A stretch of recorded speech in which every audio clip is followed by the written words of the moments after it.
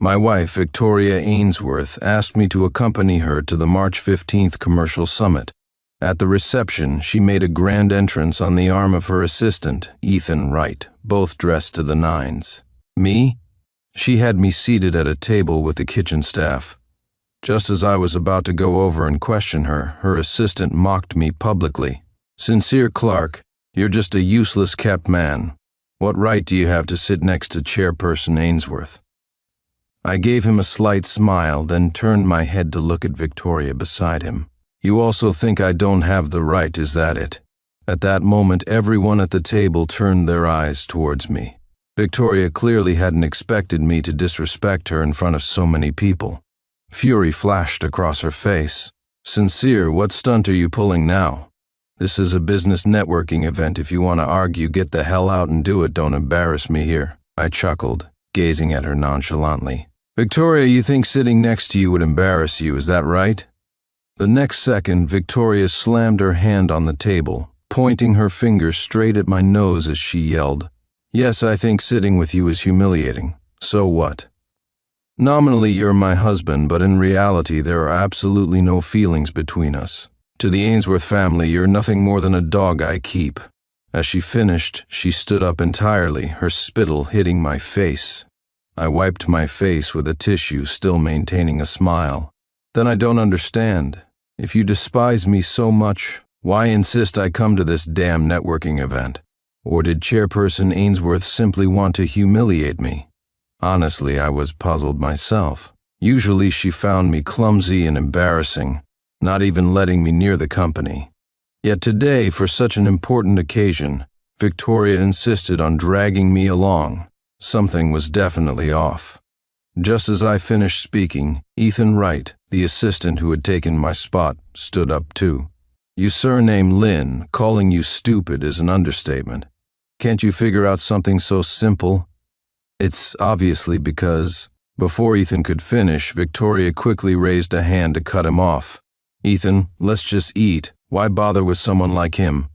Even if you told him the reason, what difference would it make? He'll just go back to idling around like always, doing whatever, completely oblivious to his own problems. If I'd known then what I know now, I never should have agreed to my father's demand to marry him. Such bad luck." Victoria's words stunned me.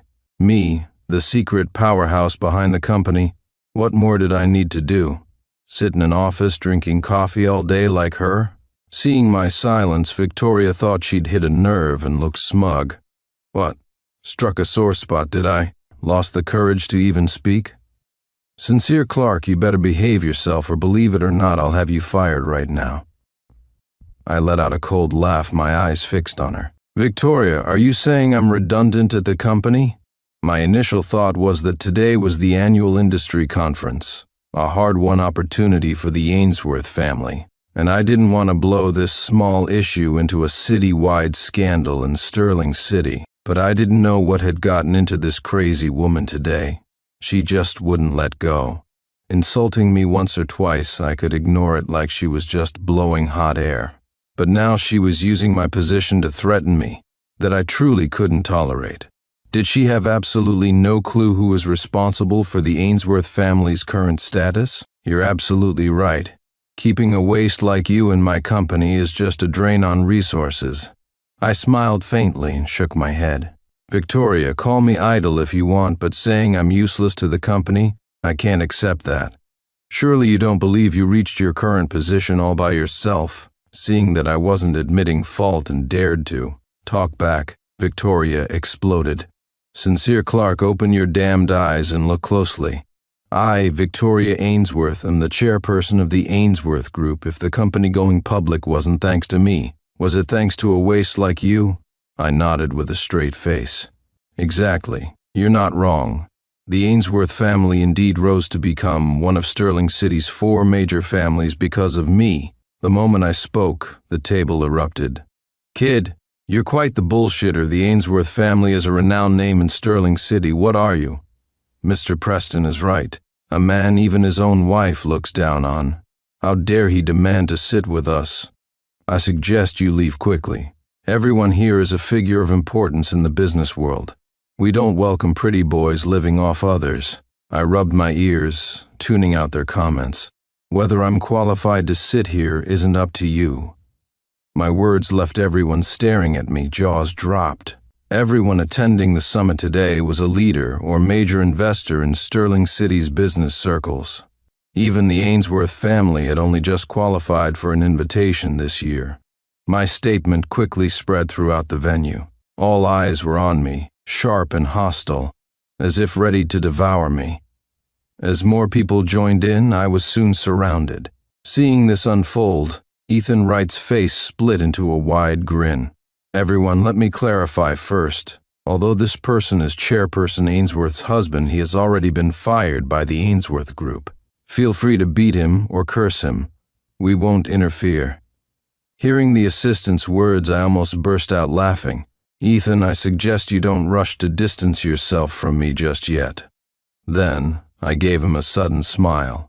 Without me, the Ainsworth Group will go bankrupt in less than 10 minutes. Believe it?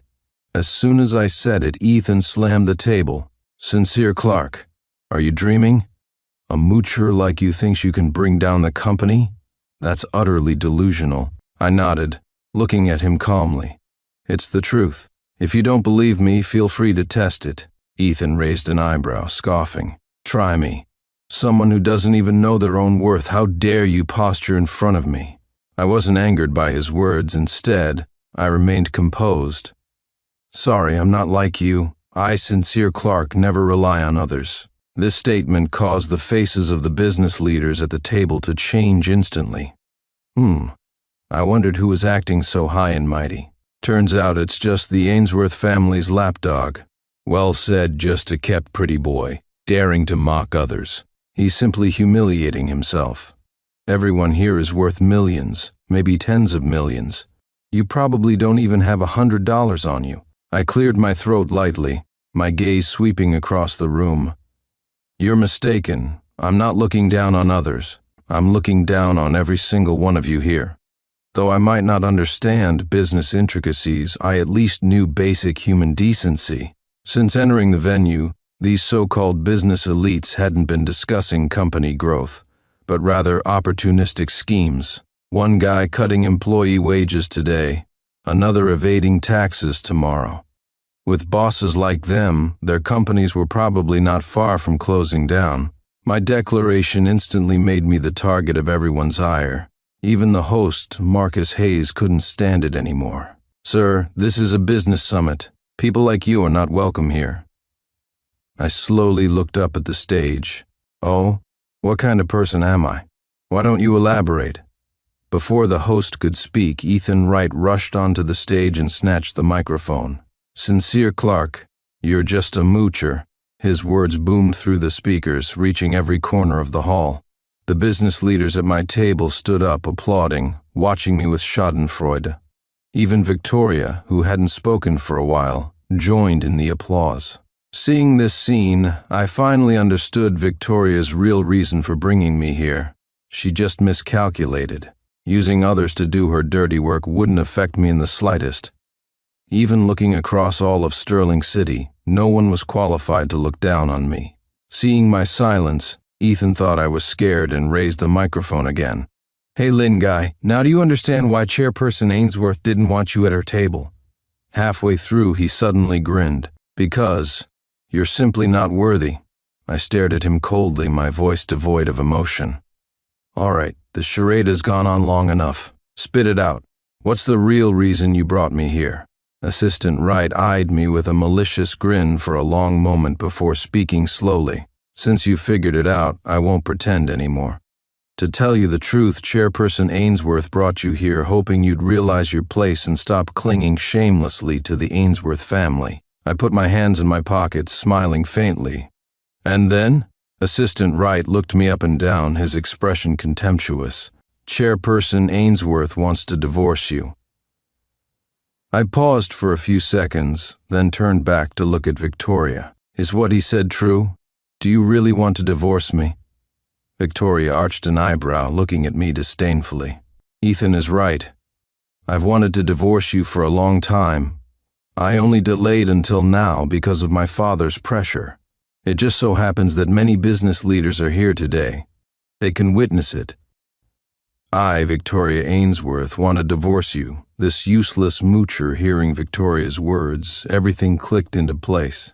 3 years ago, when the Ainsworth family was still a small company, Arthur Ainsworth, the founder of Ainsworth Group, approached me directly, saying he wanted to marry his daughter to me. Before I could even refuse, he pulled out the marriage agreement. I saw the handwriting on it. It was indeed my father's signature. I was young back then, completely clueless about love. But to fulfill my father's last wish, I gritted my teeth and agreed. Unexpectedly, on the day we were supposed to register the marriage, Victoria suddenly backed out, saying she would only register but not hold a wedding ceremony. After careful consideration, I agreed to her request. After all, feelings do need time to develop. But who knew that after 3 years, not only had no feelings developed, but she was now forcing a divorce on me. Thinking about this, my anger surged. "Victoria, I'll ask you one last time. Are you sure you want to divorce me? Even if it means gambling away the Ainsworth Group you're so proud of?" Before Victoria could speak, Ethan Wright started fanning the flames again.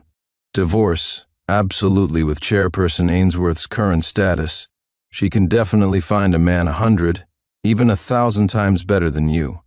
I glared at him furiously. "Ethan, what business is this of yours? You're just Victoria's assistant, or can you make decisions for her?" My words instantly angered Victoria. "Enough, stop talking sincere. I can tell you clearly I've never had any feelings for you, not even a shred. To me and the Ainsworth family, you are nothing but a burden, completely insignificant." I sighed softly, a hint of disappointment in my eyes. "Looks like you made up your mind long ago, didn't you?" Victoria frowned, looking at me with disgust. "Yes, you're right. I never liked you, not in the past, not now, and not ever in the future." As soon as she finished, Ethan Wright immediately started clapping, and the onlookers followed suit, expressing support for Victoria's actions. I scanned the crowd peripherally, a slight smile playing on my lips. Since that's the case, so be it. Then, I gave Victoria a meaningful look. "I hope you won't regret this decision in the future." Hearing that I agreed to the divorce, Victoria became visibly agitated. "Sincere Clark, since you're willing to divorce me, things are simpler. Name your price. Do you want money or property? I'll try my best to satisfy you." I waved my hand dismissively, looking at her coldly. "No need for money. After all, the Ainsworth family is about to go bankrupt." Then, my tone suddenly shifted, becoming colder. "Right now, I just want to know one thing. Besides the reasons you mentioned, are there any other reasons for divorcing me? Or let me be more direct, who is pulling the strings behind everything that happened today?" Knowing Victoria, she cared deeply about appearances. Without someone orchestrating this behind the scenes, she would never bring up her private family matters in public. There had to be something suspicious going on. Indeed, Victoria's expression confirmed my suspicions. Her eyes darted around, unable to meet my gaze. Seeing this, Ethan Wright quickly stepped forward. "You are not worthy to know his name, but I can tell you this person is from Beijing, a major figure you can never afford to offend." Only now did I realize that Ethan Wright had been fueling everything that happened today. No wonder he always chimed in at critical moments. Poor Victoria. She didn't even realize she was being used. Faced with their repeated provocations, I hadn't lashed out but had shown restraint time and again. After all, everyone present was a prominent figure in the business world. I didn't want to make things awkward for everyone. But constant concession only earned me endless ridicule. "Enough." My cold gaze swept across the surroundings. "I see no need to continue this summit.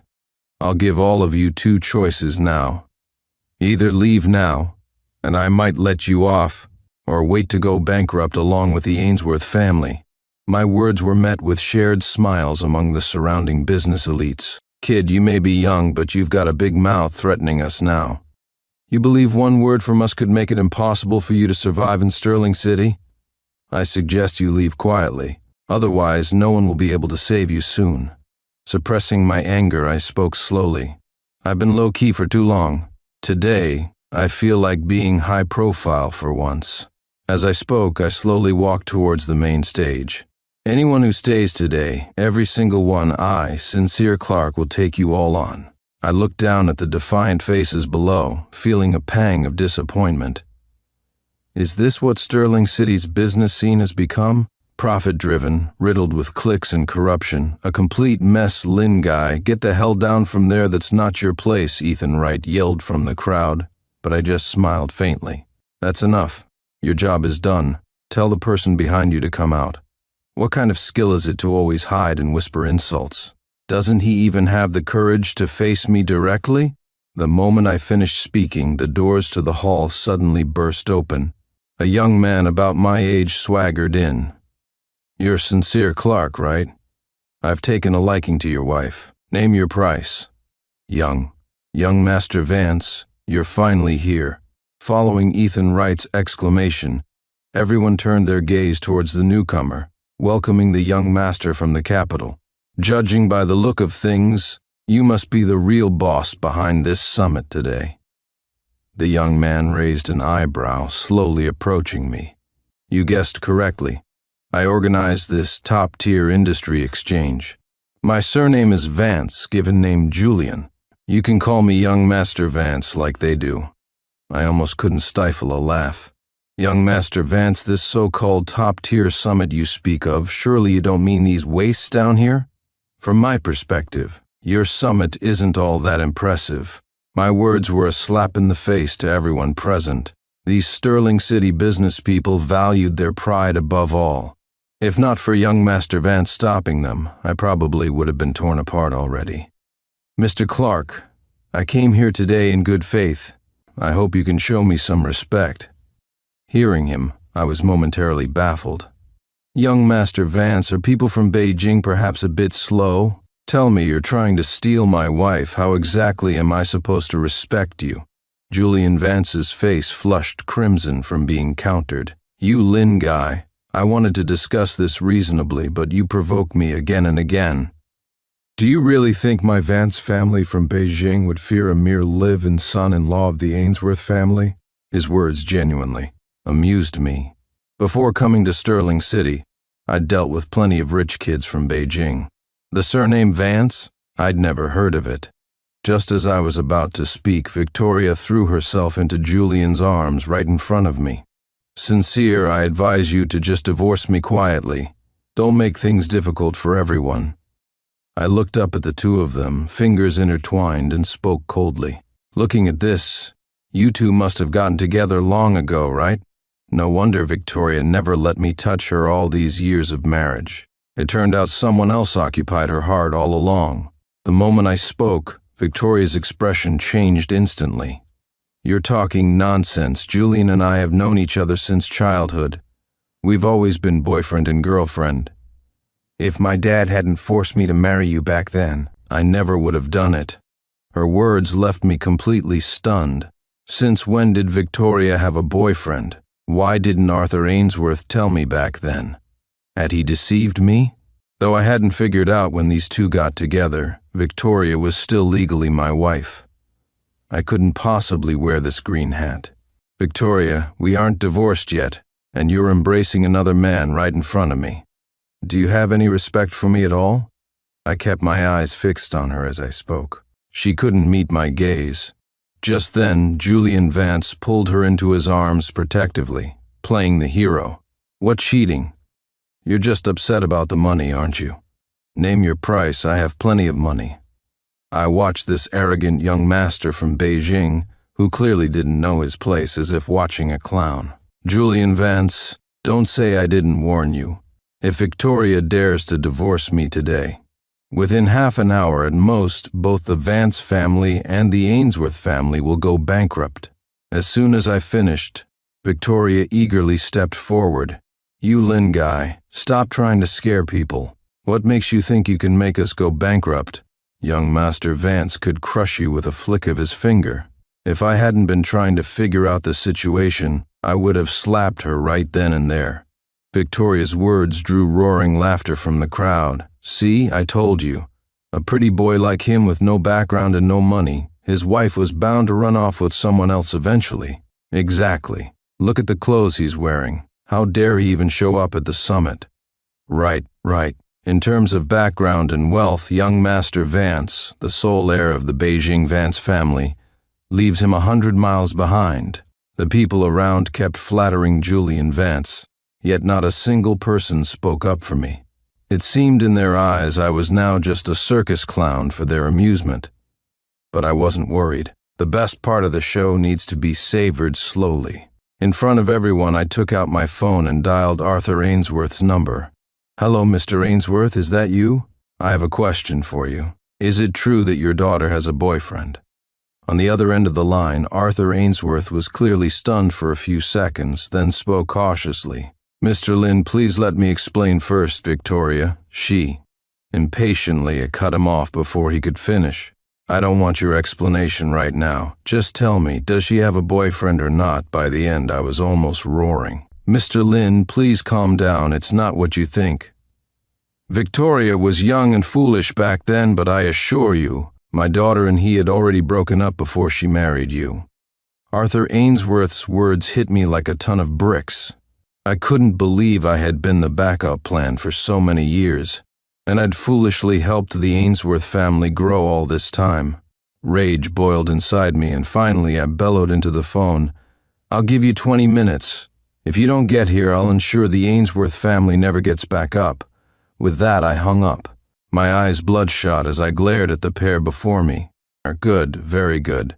The Vance family from Beijing, is it? Let's see what you can do to me today. As soon as I finished speaking, I rolled up my sleeves and landed a heavy punch squarely on Julian Vance's face. This young master from the capital, accustomed to a pampered life, had no time to react and was knocked to the ground on the spot. Everyone present witnessed this, their jaws hitting the floor. Holy crap, this kid's got a death wish. He actually dared to hit a Vance family scion. Isn't that the truth? If I were him, I'd just quietly divorce Chairperson Ainsworth. Why resort to violence? Daring to hurt someone from the Vance family. Not even Jesus could save him today. As the surrounding chatter grew louder, Victoria was the first to realize her boyfriend had been hit by me. She quickly helped Julian up, then turned her head, glaring viciously at me. You Lin guy, how dare you lay a hand on young Master Vance? The Vance family will not let you go. I waved my hand dismissively. Victoria, you've got it backwards. The question now isn't whether the Vance family will let me go, but whether I will let you go. My words had just left my mouth when Julian Vance came to his senses. He rubbed his jaw, then slowly lifted his head, his eyes bloodshot as he stared at me. You little punk, you dare hit me? I'll take your life today with that, he yelled towards the back, and instantly a group of men in black suits swarmed into the hall. Get him, I want this guy dead today. At Julian's command, the group charged towards me instantly. Stop right there. Just as they were less than a meter away, an urgent voice came from the doorway. Curious, everyone turned around to see a portly, middle-aged man running towards me, drenched in sweat. Isn't that the founder of the Ainsworth Group? What's he doing here? Seeing the scene before him, Arthur Ainsworth's face turned deathly pale. He ran up to me, panting, and bowed deeply. Mr. Lin, are you all right? Are you injured? I glanced down at the time. Exactly 20 minutes. Mr. Ainsworth, you arrived just in time. Your daughter's boyfriend was about to attack me. How you handle this matter will determine the survival of the Ainsworth family. You decide. Arthur Ainsworth's attitude was extremely sincere, and he reacted immediately. A sharp smack echoed. 5 bright red finger marks instantly appeared on Victoria's face.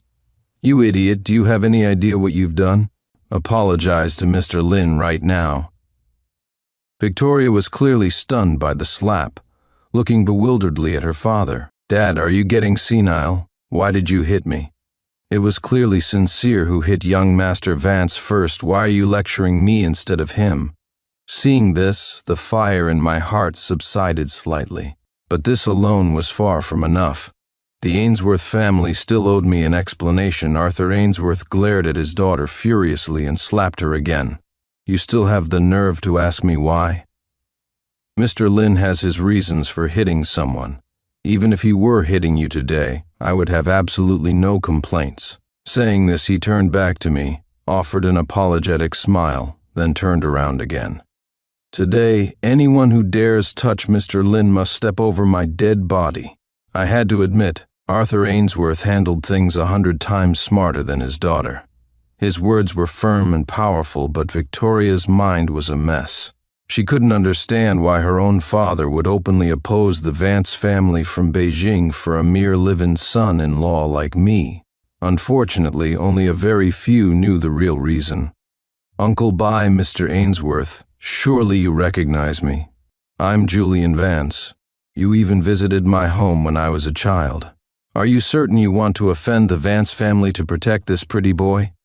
Behind me stands the entire Vance family. If you offend me, future cooperation with your company might become very difficult." The surrounding business leaders nodded in agreement after hearing Julian's words, but Arthur Ainsworth made a choice contrary to everyone else's expectation. To outsiders, perhaps he seemed old and unable to grasp the current situation, but only I knew he was doing this solely to save the Ainsworth family, making a final desperate effort. I found an excellent vantage point to sit down, temporarily yielding the stage to the founder of the Ainsworth Group. Arthur Ainsworth's performance indeed did not disappoint me. In front of half of Sterling City's business elite, he pointed at his own daughter's nose and cursed loudly, disregarding his image. "Victoria, I now command you, as the head of the Ainsworth family, to apologize to Mr. Lin immediately. If you refuse, I will have to resort to family discipline."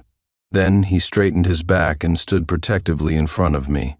"Today, I, Arthur Ainsworth, make this declaration. Anyone who dares disrespect Mr. Lin is disrespecting the Ainsworth family."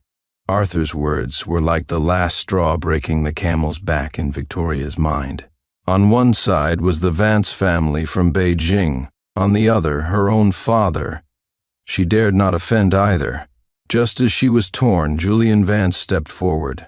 He slowly walked up to me, his eyes filled with killing intent.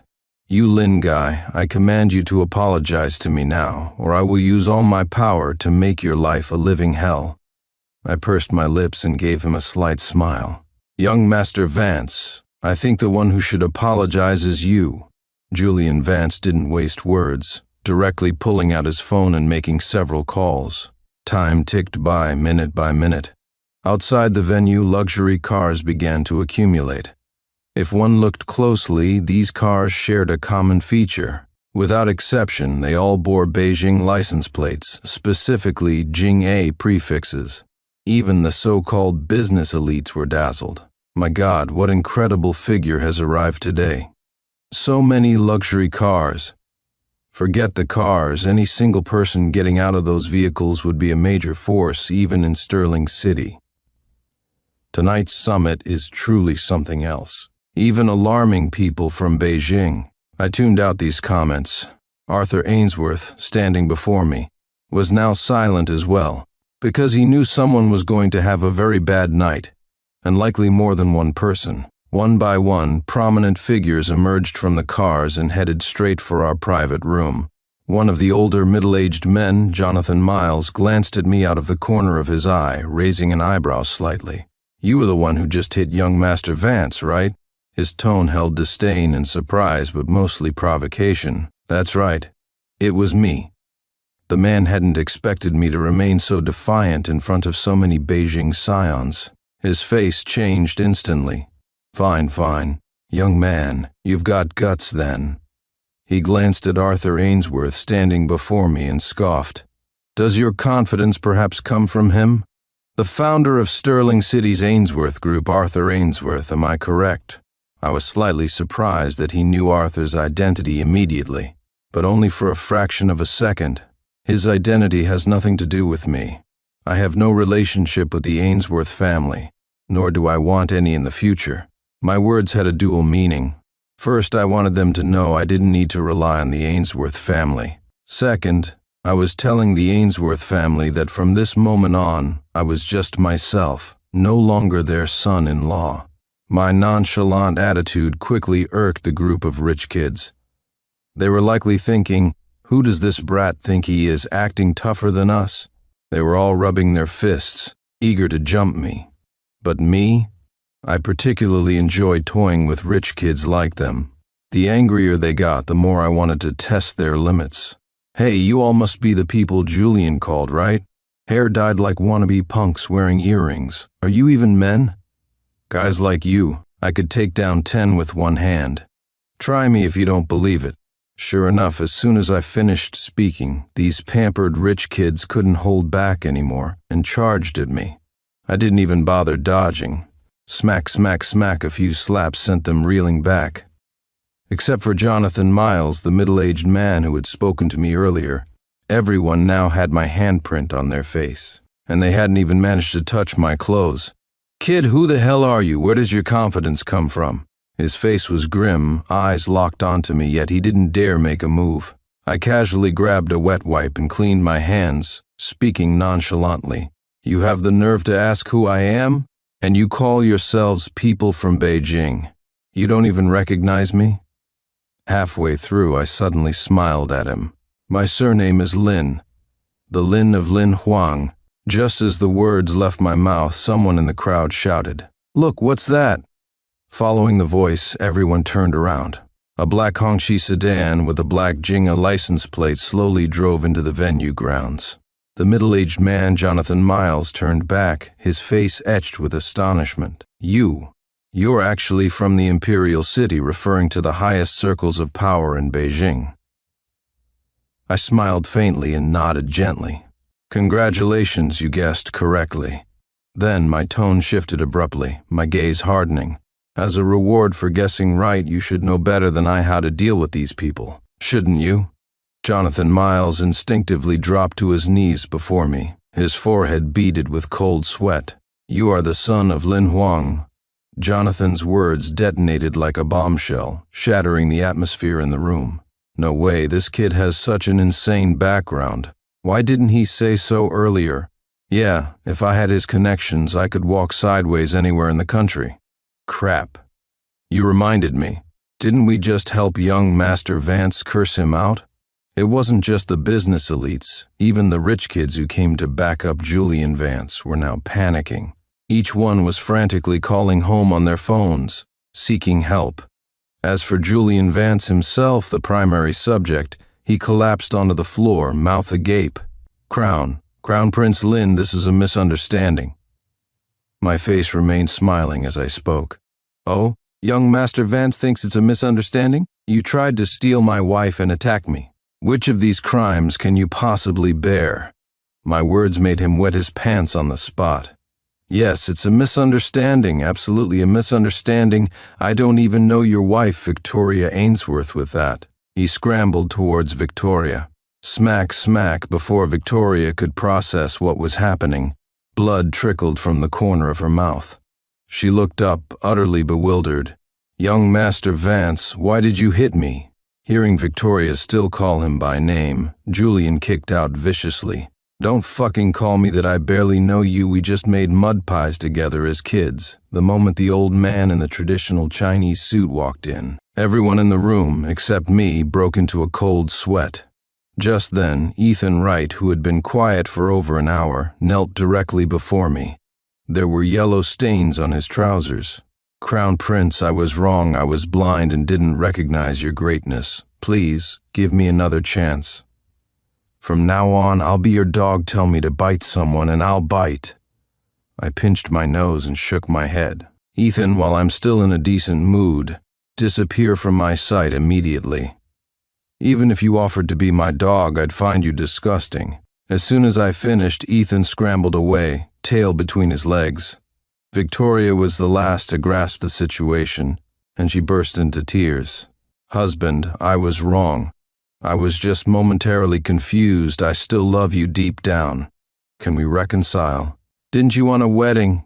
I'll arrange it as soon as we get back, she pleaded, banging her head repeatedly on the floor. Too late. It's too late for anything you say now. From the moment you asked me to attend this summit, we were already over. Victoria, the person you love was never me, nor was it Julian Vance. You love money, power, and anything that makes you feel important. My words pierced her like knives. Victoria fell silent. Seeing this, Arthur Ainsworth tried to plead with me, but I silenced him with a harsh glare. A woman who has cheated is beneath me, Sincere Clark. After tonight, the Sterling City business world underwent a major reshuffle. All the bosses who had mocked me alongside the Ainsworth family were collectively forced out. Many years later, when I visited Sterling City again, the Ainsworth family was nowhere to be found. End of story.